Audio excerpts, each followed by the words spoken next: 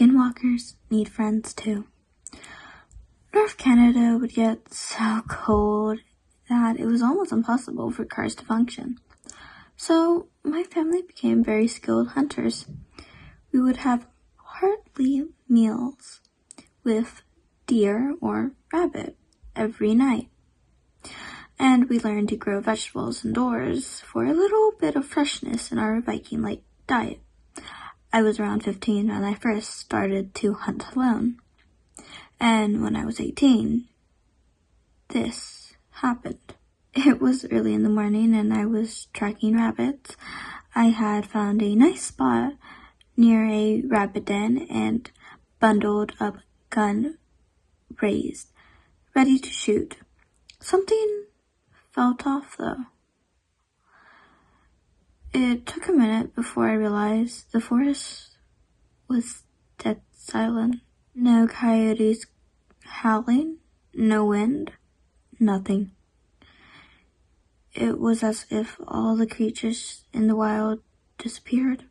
As weird as it was, I paid no mind to it and chatted it up to being too cold for animals to be out and about. Though that didn't explain the lack of wind. No leaves rushing. I laid in the snow for another 16 minutes before giving up and deciding to set off another location. Just as I slung my gun over my shoulder, I glanced to the side and froze. A large black dog stood 10 feet away from me. The dog had a collar, so I assumed it was tamed. But the nearest house was an hour away, and it made no sense that a dog would be out here. "Are you lost, boy?" I said casually, not at the time taking into account how wrong it was for a dog to be all the way out here. "Is your owner here?" The dog just stared. Its eyes were milky, and I felt as if they were bowling into my skull. I approached the dog and held my hand out for it to sniff it. The dog didn't move. It didn't flinch, and the tail didn't wag. I drew my hand back and rummaged through my coat pocket and pulled out a piece of deer jerky my father had steamed during the week. I snapped it into half and offered the piece to the dog. It took the piece in its teeth before swallowing it whole. I laughed nervously at the dog licking its chaps. "Hungry, huh?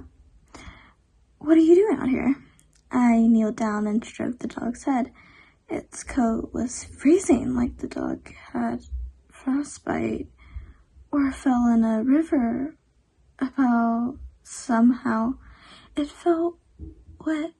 Its milky white eyes stared into me still.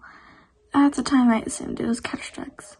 A bark came from the left of me, and both me and the dog turned to look. An entire pack of dogs stood in the clearing, all with milky white eyes and black fur. Chills ran down my spine, but still, being a stupid teenager, I just thought it was a trait of that breed. The dog looked back at me and licked my hand with a tongue that felt like ice. Before running over to the group, I watched as the pack moved on. The largest dog's eyes lingered on me before following the others. I watched as they ran off out into the clearing. It was like a reset mode as soon as they left because the forest became back to life. I could hear chit-a-dees, the rustling of the wind through the leaves and the scattering of nearby rabbits, and drew.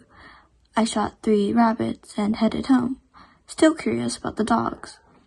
A week later, I asked my dad about it, but he said the neighbor's dog, Sembra, had been missing for months and everyone else either didn't have a dog that matched my description or just didn't have a dog in general. I thought that was very nerve-wracking. I didn't hunt for a while after that. The next time I saw the dog, it was early spring. I didn't have school to attend to until the fall, so I just helped out at home and read and raised chickens. One Monday, both my parents were in Glossary visiting friends, and my brother was sick downstairs watching Game of Thrones, so I was pretty much alone, and I sat in the library reading and swiping some sweet Earl Grey tea.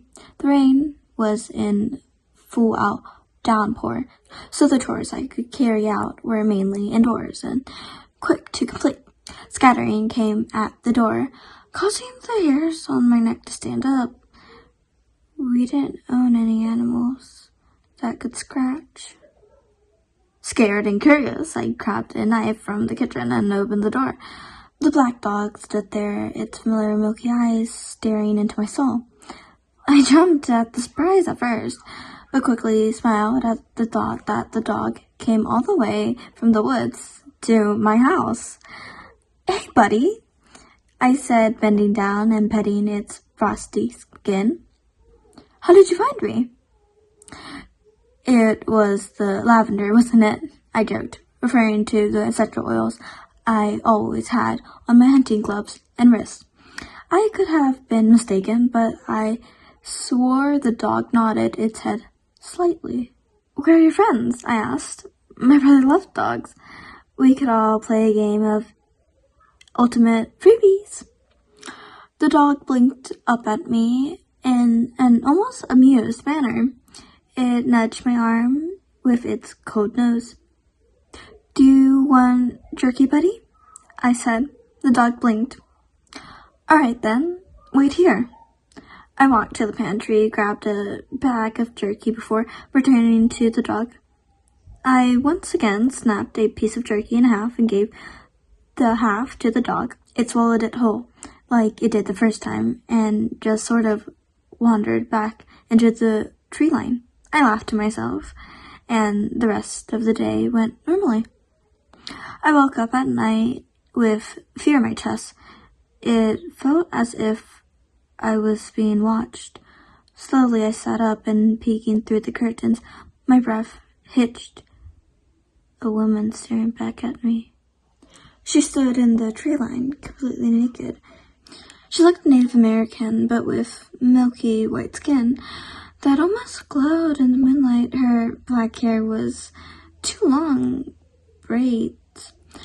I felt my world crash around me as I stared into her big, white, milky eyes, just like the dog's. I realized the woman caught my gaze through the woman and smiled. It sent chills into my heart. She walked to the window, almost as if brushing an old friend and tapping into the glass. I don't know why I did, but I opened the window out of curiosity. Are you okay, lady?" I asked, trying not to sound fearful, but she just nodded and said something in a language that I couldn't pin down. I caught nighttime and forest, so it must have been Greek, but it sounded so ancient. "Do you want me to call the police?" She cocked her head to the side. "What?" I take it she couldn't understand the question. She took me by surprise when she took hold of my wrist and put a feather into my hand. Her hands were so cold that I shivered. Then she just turned and ran back into the woods. I woke up the next morning convinced it was a dream. But when I turned to find the feather, it was on my dresser. I haven't seen the dog for years now, and I still have no idea where the woman came to my window. I still have the feather, and I still wear lavender aura.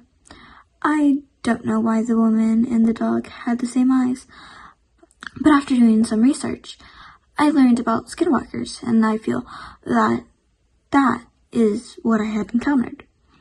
But they weren't malevolent in any way, and I never felt threatened, only a bit uneasy and cold.